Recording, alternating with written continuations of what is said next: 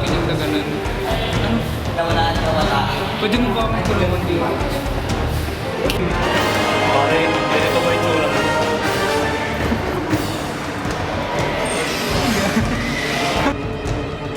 Bro, pinikado tayo dyan. Hindi mo ba alam na yung kahon na yan? Nagdadala lang yun ng panganib sa atin. Tignan mo mga kapitan. Lahat ng yan. Susugod sa atin. Bro, kailangan natin tumakas. Tara, asan na ba ang kahon? Hindi sa ano, sa likod ng bahay. Ano ba tayo mo?